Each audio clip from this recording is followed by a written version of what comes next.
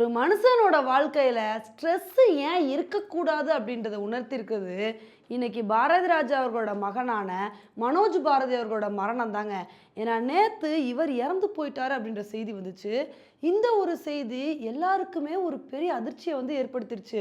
48 வயசானவருக்கு என்னப்பா மரணம் அப்படின்னு எல்லாருக்குமே இது ஒரு பெரிய ஷாக்குங்க. இப்போ இவரோட பழைய வீடியோஸ் வந்து பயங்கர வைரலாக ஷேர் ஆகிக்கிட்டு இருக்கு. அதில் அவர் கொடுத்த இன்டர்வியூவில் என்ன வந்து சொல்லியிருக்காரு அப்படின்னா, நான் 8 வருஷமா இண்டஸ்ட்ரியில் எந்த விதமான சாதனையும் பண்ண முடியல அப்படின்றது என் மனசளவில் ரொம்ப பாதிச்சிருச்சு. நானும் எவ்வளவோ ட்ரை பண்ணுறேன், எவ்வளவோ கஷ்டப்பட்டு முயற்சி பண்ணுறேன்.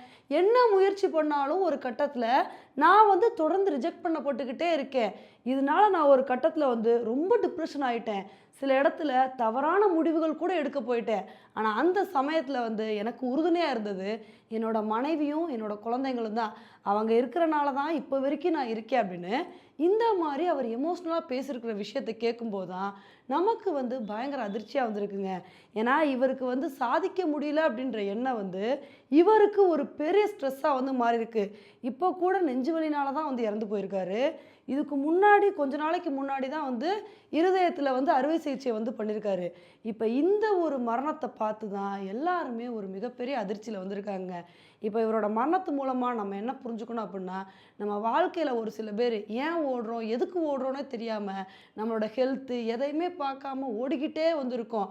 என்னதான் நம்மளோட வாழ்க்கையில் ஓடிக்கிட்டே இருந்தாலும் நமக்கான நேரத்தை ஒதுக்கி நம்மளோட ஹெல்த்தையும் கொஞ்சம் பார்த்துக்கணும் அப்படின்றது தான் நம்மளோட கருத்தாக வந்திருக்குங்க.